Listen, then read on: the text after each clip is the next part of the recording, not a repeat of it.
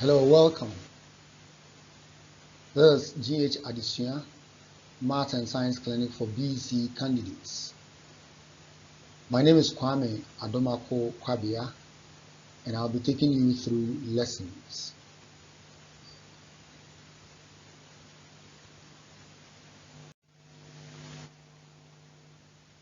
Now, today's lesson, it's mathematics, and it's level 1. Now, in this lesson, I'll do an introduction to the course contents on what we'll be treating throughout this lesson. Then I'll take you through some tricks to doing manual calculations.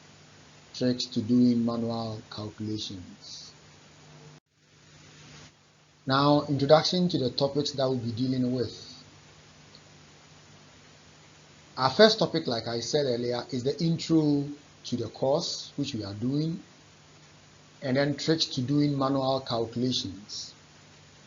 Now, manual calculations, because in the BECE, you are not allowed to use a calculator. Once you don't have access to a calculator, that means that you should be able to work out your math in a shorter time so that you can finish your examination in time. Now, there are so many tricks that you can use that without even having a calculator, you can solve complex operations easily, sometimes even faster than a calculator would do. By the time someone punches on the calculator, you are done. So we'll be doing tricks to doing manual calculations. Then we'll go on to numbers. Now, under numbers, we'll be looking at integers, we'll be looking at fractions, we'll be looking at decimals, we'll be looking at powers, also called indices. Then we'll be looking at number bases. Now, maths is all about numbers. If you cannot use numbers, then you cannot solve mathematics. So when we get to numbers, we'll look at how integers work out, negative and positive. You should be able to use them efficiently. You should be able to deal with fractions, improper fractions, regular fractions, adding of fractions, subtractions, multiplication, division of fractions. Then you should also be apt at dealing with decimals. How do you work out decimals? Then we'll deal with powers or indices. Then we'll talk about number bases, working in different bases. Then we come to algebra. Now, algebra is the bedrock of all mathematics. If you want to be an excellent person in maths, the algebra should be very good. When I talk of algebra, what should come to your mind is solving questions which have letters and numbers. So for example, 2x plus 5 brings to mind the concept of algebra. Now in here, we'll be looking at factorization of algebraic expressions. We'll talk about simplifications, then change of subject. Change of subject deals with equations where you have, say, x is equal to 2y. 1/2 is equal to the other side, and you want to make a different letter the subject. Then we'll talk about equations. Equations, you should have come across equations by now. Then we'll deal with inequalities. Then we'll go on to topic 4, where we'll talk about ratio and proportion. Now, under ratio and proportion, we'll be looking at how we share some stuff or materials. Say you have 10 books being shared in the ratio 2:3 for 2 students. If the ratio is 2:3, how should it be shared? Or it's money. Now we're talking about proportion. If a car is moving at a particular speed, how far would it travel at a particular distance? Rate 2 would also talk about same. Then percentages. If I give you a percentage of my money, what is the actual amount in cedis that I would give you? That will be under ratio and proportion. Then we'll come to plane geometry. Plane geometry, we'll be talking about angles. If I draw a triangle down, you should be able to find the angles that are bordered within the triangle. Then we'll talk about area. Area of a square, area of a circle, area of a rhombus, area of a parallelogram, etc. Then we'll talk about their perimeter. Then again, we'll talk about solid figures under topic 6, where we'll be talking about the volume of solid figures. So if I give you, say, a cup of water, a cup might be cylindrical. What is the volume of water that is in the cup? When the cup is half filled, what is the volume therein? Then we talk about the surface area. The surface area talks about the area bordering the outside of, say, the cup. We talk about surface area. So that's for the solid figures. Now we'll go to topic 7. In the topic 7, we'll be dealing with the bearings, vectors, the Pythagoras theorem. Now, all these have something in common, so we'll organize them together and treat them. Then we'll come to construction, where we need your mathematical sets to do mathematical drawings. Then we'll come to graph work under topic 9, and that's where we'll deal with linear graphs and also transformation. Linear graphs and also transformation. Linear graphs using linear equations, and then transformation. Then under topic 10, we'll be doing statistics and probability. Statistics and probability. How many of you are concerned with statistics and probability? Because most often you find them coming in the examination. So we'll deal with statistics and probability. Then we'll come to relations and mapping. Relations and mapping and the number patterns. That is also very popular in your examination. Then finally, at topic 12, we deal with business and applied maths. Business and applied maths. So we talk about tax, we talk about profits, loss, all those things will come under the business and the applied maths. Now, if you check any BECE textbook, you realize that there are over 33 topics therein, but we've tried to summarize them under these 12 broad areas. So that means that you need to be more proactive and be more committed to these lessons. Now to my major subject for today, that is tricks to manual calculations. Now this is very relevant for your BECE in place of a calculator and also for your daily math needs, like I said earlier. If you're able to do some calculations without using a calculator, it will make you very apt and fast in the examination. Because you know the examination is not about accuracy, but it's also about speed. You need to work very fast so that you can finish your calculations in a short time. Now under this, we'll be dealing with the multiplication table and how to handle it. And the multiplication table is supposed to be a day-to-day skill or a memorized information that will help greatly.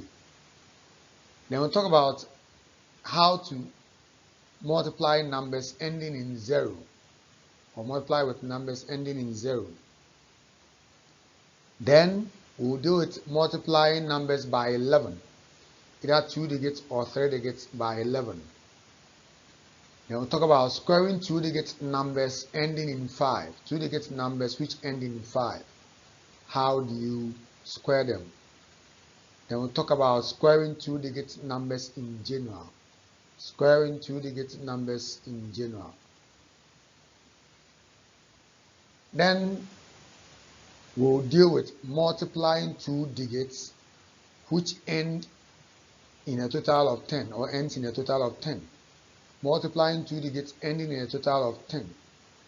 So if you have, say, 54 and then 66, the ending of 66 is 6, the ending of 54 is 4, so the total is 10. So we'll deal with such numbers.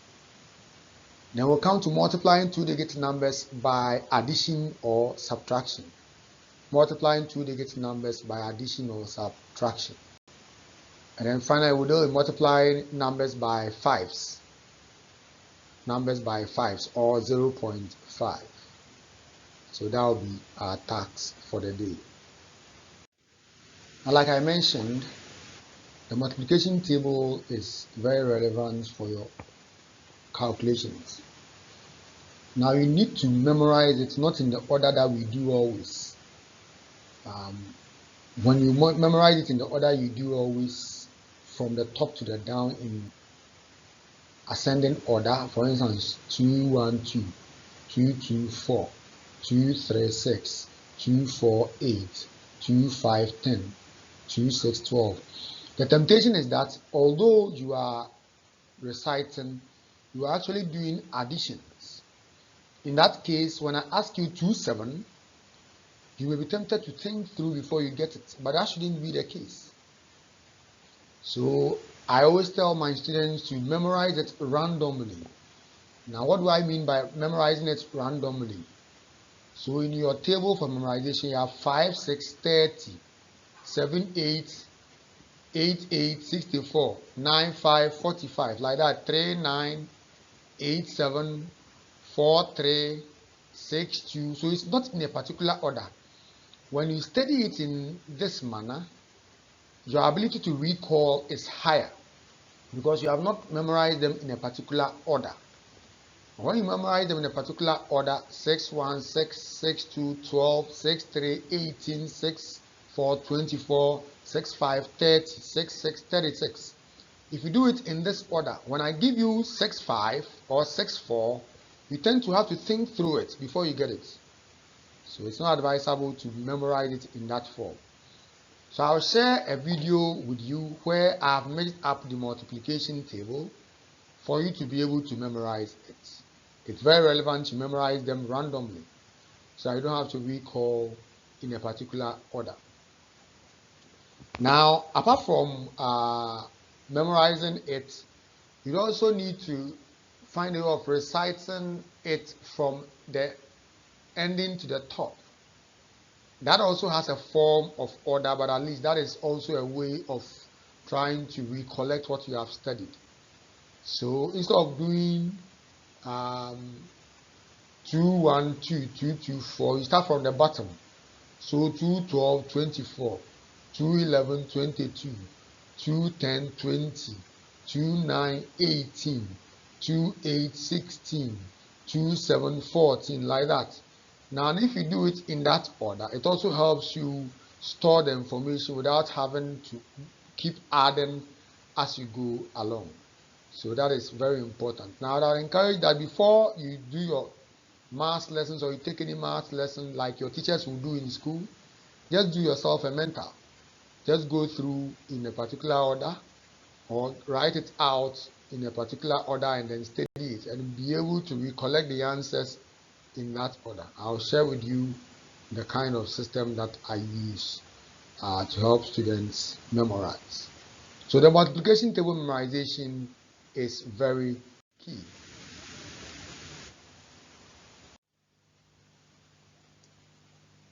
Now, I would at this point switch off my video so that I give myself more space to do the calculations. So I'll switch off, but then my microphone is still on, so you can hear all that I'll be saying. Now let's talk about numbers ending in 0. When we talk about numbers ending in 0, I mean if I were have to multiply, say, so with numbers ending in 0, so you can have, say, 21.5 times 10. Now there's only 1 0 and then there is 21.5. So 1 times 21.5 will still be 21.5. Because there's 1 0, to move the decimal point one step, so to become 215. Let's take 0.0381 times 100. Now in this one there are 2 zeros, so the 1 times the original number will still remain 0.0381, and the 2 zeros will move 2 steps, so 1, 2. So the decimal point now comes here, so you have 3.81 as your answer. Now in this next question, I would entreat you to pause the video and try and solve it. 3.0162 times 1000. So please pause the video and solve it. Okay, so if you solve it diligently, I expect you to get something like this. So there are 3 zeros, and then your decimal point is here. So 1 times that, this 1 times it will still remain 3.0162. The 3 zeros will move the decimal point 1, 2, 3. So the decimal point will come here. So your final answer will be 3016.2. That will be your final answer. Okay, now we move on to multiply numbers by 11. Multiply numbers by 11. Now this is popular. So if I give you 23 times 11, the regular thing for you to do will be to write 23, write 11 here, then 1 times 3, 3, 1 times 2, 2, 1 times 3, 3, 1 times 2, 2, then you add 2, 5, 3. Now the short method. If I give you this, what you do is you write 2, you leave a space, then write 3. 2 plus 3 is 5. You put a 5 in the middle here. And that's the answer, same as what you got over here. If I give you 72 times 11, so same method, you write 7, you write 2 there. 7 plus 2 is 9. You put it in the middle. Now these are simple. Now you can have a question like 65 times 11. Now you write 6 here, you write 5 here. You realize that 6 plus 5 is 11. And you can't put the 11 here. No, that would be wrong. So when you write a 6 and you write a 5, 6 plus 5 is 11. You put the back number of the 11 here, and then the front of the 11, you add it to this 6, making it 7. So you'd rather have 715. 715. Let me do a similar thing. Now I give you 84 times 11. You write your 8, you write your 4. 8 plus 4 is 12. You put a 2 here, you bring the 1 and add it here. 8 plus 1, 9, 2, 4. So 84 times 11 is 924. You have 8, 7 times 11, the same thing.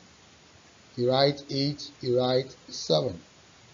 8 plus 7 is 15, right? The 5 here, add a 1 to this, making it 957. So in examination, if you are given a number to multiply by 11, this is the quickest way to go. Meanwhile, all that we have been doing is for 2 numbers, 2 digits times 11. Let's look at what would happen when you have 3 digits times 11. So you have 2, 3, 4 times 11. 2, 3, 4 times 11. Now in this example, you would also space out. So you write 2, you give a space, leave a space, you write 3, leave a space, write 4. Now 3 plus 4 would give you 7. 2 plus 3 would give you 5. So you ignore the middle number which you added. You bring your 2, you bring your 4, and you have 2574. 2574. Let's try another. 6, 2, 4 times 11. So you write your 6, space, you write your 2, space, you write your 4. 2 plus 4 is 6. 6 plus 2 is 8. 6, 8, 4. So this is your final answer. Now try this. 4, 3, 1 times 11. So I expect that you pause the video and then you solve and then compare answers. Okay, so if you have done it, then you have 4, you have 3, you have 1. 3 plus 1 is 3, 4 plus 3 is 7. So the answer is 4, 7, 3, 1. That is your answer. Okay. Now squaring two digit numbers. If I give you 15 by 15, now if you have learned your multiplication table, you know that it is 2, 2, 5. But how do you get it? You add 1 to this one, making it 2. 2 times 1 is 2. Then 5 times 5 is 25. So once there's an ending of 5, 5, you just add the number 25 to it. If I give you 25 times 25, then you add 1 to it, making 3. This times that is 6. And you add your 25 to it. So that's how it plays around to be. Now try this. 35 times 35. So I expect that you pause the video at this point, then you try it. Okay, let's see if the answer you got is right. So you add 1 to this, making it 4. 4 times 3 is 12, then you add 25. And that's the answer. Let's try some more. 75 times 75. So you add 1 to this, making 8. 7 times 8. So your multiplication table becomes relevant here. 7, 8 is 56. Then you add your 25 to it. 85 times 85. So plus 1 is 9. 9 times 8. 9 times 8 is 72. 25. So you see the trick works through all these problems. So try some more on your own and see how well it works. Then we go on to squaring two digit numbers. In this case, we don't have 5 at the end. Okay. Now, if you want to square a number, any two digits, so say 37 squared. Now the process is to first square this one. 3 squared is 9. Then 7 squared is what? 7, 7, 49.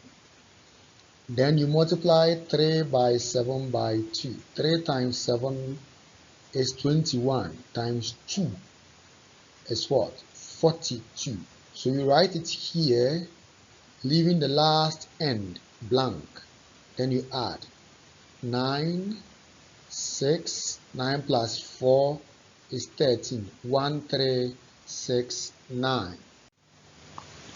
Let's continue. Now let's do 84 squared. So you first square this. 8 times 8 is 64. Then 4, 4 is 16. Then 8 times 4 times 2. So 8 times 4 is 32. Times 2 is 64. You leave this space blank and write the 64 here. Then you add 6 plus 0, 6, 4 plus 1, 5. 6 plus 4 is 10. So you write 0, move the 1 forward. 6 plus 1, 7. 7059 is your answer. No, rather 7056. Sorry, 7056 is your answer. So I expect you to try this one I'll give you 86 squared. So pause your video and try this. Alright, if you pause your video and you have your answer, let's continue. So our first step is to square this. 8 times 8 is 64. 6 times 6 is 36. Good. Then you multiply 8 times 6 times 2. 6, 8 is 48. 48 times 2 is 96. You can work this out. Let's work it out. 2 times 8 is 16. 1, 2, 4, 8 plus 1, 9. It's 96. So you put a 0 here, you bring your 9 here, 6 there. Then you add. 6 plus 0, 6. 3 plus 6 is 9.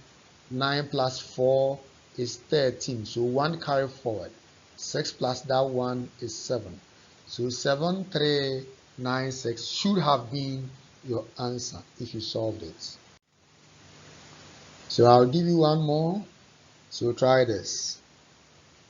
67 squared. 67 squared. So pause it and try it. Okay. If you really tried it, then your answer should be ready. So we'll do it together. 6 times 6 is 36. 7 is 49. 6 times 7 is 42. 42 times 2 is 84. So you put 0 here, 84. Then you add 9. 4 plus 4, 8. 8 plus 6 is 14. 1 carried forward plus 3, 4. So your final answer is 4489. Okay. Now if you have numbers starting with the same number and ending with a number that will add up to 10, then it's possible to multiply them. So 86. So you first add 1 to this, making it 9. You multiply 9 by 8, 72. Then 4 by 6, 6, 4, 24. So that's the summation. Take 48 times 42. They all start with the same number and end with a total of 10. So we add 1 here, giving us 5. So 5 times 4 is 20. 5 times 4 is 20. And then 8 times 2. 2, 8 is 16. And that's the answer. So try this. 30. Okay, let me get 36 times 34. So I expect that you will pause this. Okay, so if you pause it, I guess you should have your answer by now. So what do? You add 1 to this, making it 4. 4 times 3 is 12. 6, 4, 24. So you have 1, 2, 2, 4. And that is for this trick. So try some more examples on this. Now multiplying 2-digit numbers by addition or subtraction. Multiplying 2-digit numbers by addition or subtraction. Okay. So for example, you are given 21 times 36. Now 21 times 36, you first reduce the 21 to 20. Then you do 20 times 36. And you know 20 times 36. Earlier we did multiplication by numbers ending with 0. So 36 times 2 is 72. Then you add your 0. So 20 times 36 is 720. Meanwhile, we left the 1. If the 1 had multiplied by 36, we'll have an additional 36. So you add that 36 to this. So 6, 5, 7. 7, 5, 6. Let's try another one. So let's take a number, say 49 times 50. Now 49, 9 is closer to 50, so we do raise it to 50. Then we do 50 times 50. Now 50 times 50, 5 times 5 is 25. A 0 here, 0 there, so 1 0 1 0 there. That will give you 2,500. Meanwhile, we raised the 49 to 50, so meaning that we have added an extra 50 of this. So we'll subtract this 50 at this time from this. So that will be 4502. 2450. That's the answer. Unlike in the earlier one where we reduced it from 21 to 20, so we took out 36 from it. Same way, this one we raised it to 50, so we added, so this one we added, sorry, to added making 756. So this one we rather subtract. So let me go again. So because we reduced 21 to 20, we had reduced the number. So when we finish, we had to raise it to its original by adding. In this one, because we increased it to 50, we have stolen something. So when we finish, we go and subtract it from it. Good. So get it right over there. So let's try one last one, and I expect you to pause and do it afterwards. So we have 48 times 25. Now the easiest is to raise the 48 to 50. So 50 times 25. So you do 5 times 25 is 125. Then the 0 you add it to it. Now make it 1,250. Meanwhile, the 48 you raise it to 50. So there were 2 25s you stole. 2 times 25 is 50. So because you stole something, you have to come and subtract it from the number. So 0 here, 5 minus 5 is 0, 2. So 1200 is the answer. Try a series of them to master it.